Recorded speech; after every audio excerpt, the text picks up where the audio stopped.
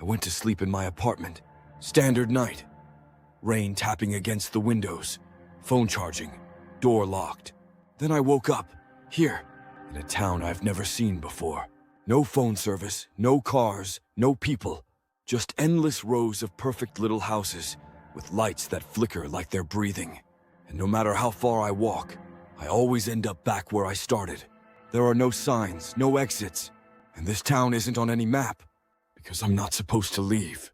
The first thing I noticed was the silence, not the peaceful kind.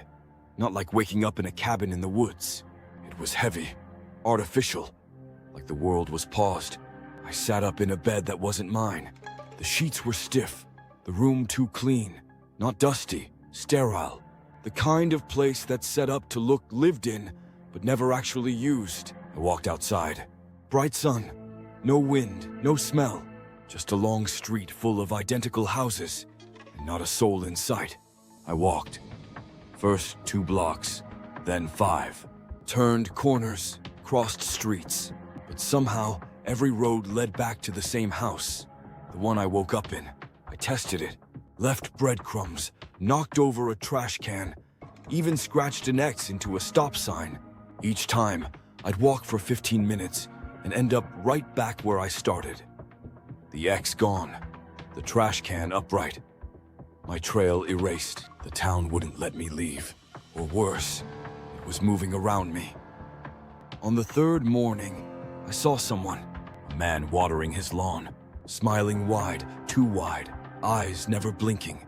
I ran to him, breathless, shouting, "Where am I?" He didn't answer, just turned off the hose, tilted his head, and said, too slowly, "You're safe. We're all safe here. The sun always rises." Then he turned and walked into his house, locked the door behind him. I knocked for hours. He never came back out. That night, I found a small TV inside the house. No remote, no channels, but it played one thing on a loop. A woman in a 1950s dress standing in front of a chalkboard. She smiled like she'd been forced to.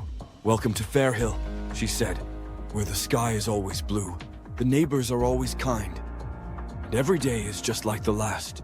Then the screen went static. Then it started again. At 2:17 a.m., I heard it. A scraping sound. Long, slow, like metal dragged across concrete. I peeked out the window. Nothing. But when I turned to go back to bed, the scraping was inside the house. I grabbed a kitchen knife, walked room by room, found nothing, until I opened the closet and saw something carved into the wood inside. Don't let them see you awake. The next morning, there were people. Dozens.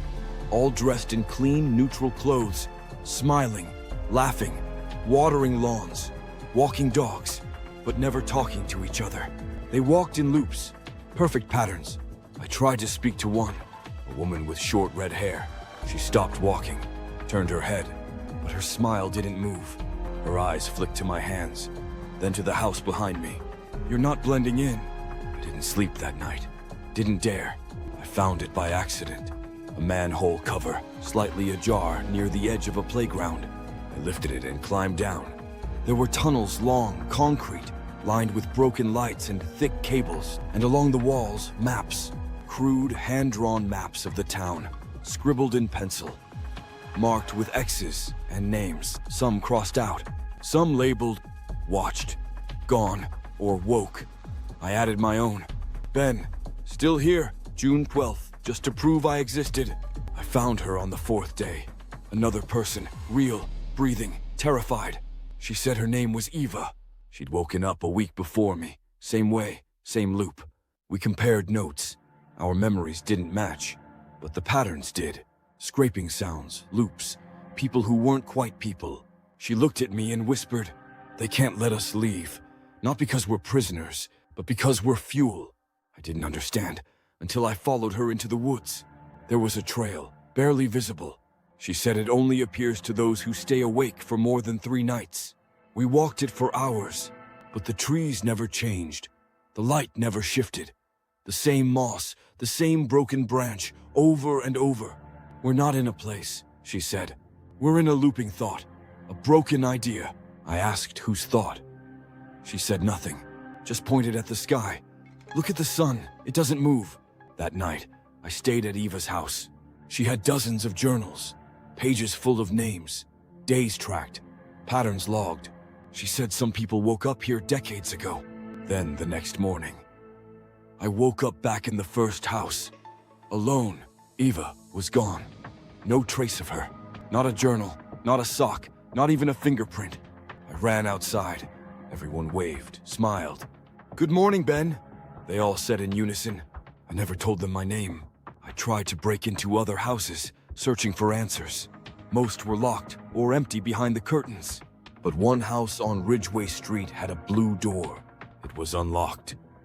Inside, the walls were covered in newspaper clippings. Headlines like, "Local man vanishes from locked room." "Town swallowed by sinkhole. No trace found." "Mass memory loss. Experts baffled." Then I saw a photo taped to the fridge. It was me, smiling, holding hands with Eva. But I don't remember that moment. When I stepped out of the blue door house, they were waiting. Dozens of townspeople, silent, staring. One stepped forward, the man who'd been watering his lawn. He pointed at me and said, "He went through the door." Then they all turned and walked away at once, like puppets. When I tried to go back inside, the blue door was gone, replaced by a wall. No hinges, no frame, just blank siding where it used to be. That night I heard her voice again, not in my head, over the radio.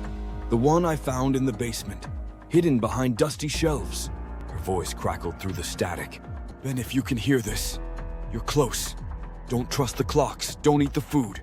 If they offer you the welcome ceremony, say no. That's when they hollow you out." Then silence, then static again. Then, my voice. "I'm tired, Eva. So tired. Maybe they're right." The next day, they invited me to a community gathering. Smiling faces, folded chairs, a stage in the town square. Everyone sat as a woman in white stepped up.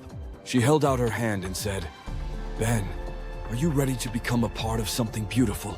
I shook my head. She smiled wider. "Then you'll keep waking up in that house until you do." I ran. They didn't chase me. They just kept smiling. That was worse.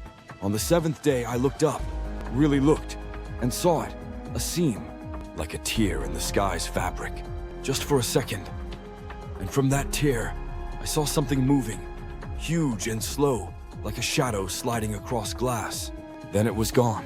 The sun blinked for a moment, like a broken bulb, and I felt something inside me whisper, "You weren't supposed to notice." In the library, I found a book. No title, just a black cover. Inside, maps, not just of the town, but of the people in it, where they went, how long they stayed. And next to each name, a pulse symbol, some steady, some fading, some completely blacked out. Then I found my page. The pulse was dim, and underneath, in red ink, expected expiration soon. She knocked on my window at midnight, wild-eyed, breathing heavy. "I found the tear again," she said. "It's not just one. They're everywhere." She pulled out a knife and cut her palm open. The blood was wrong. It didn't drip. It floated, like smoke in reverse. "They've rewritten us," she said. "We're stories now. Glitches. Trapped in someone's favorite daydream." And then she screamed, clutched her head, and collapsed. I carried her back to the blue house. Somehow, the door was there again. Inside, I found a panel on the wall, glowing. 5 buttons. One labeled Reset Town. I pressed it. Everything flickered. Then I was back in the bed. Same morning, same sun, same silence.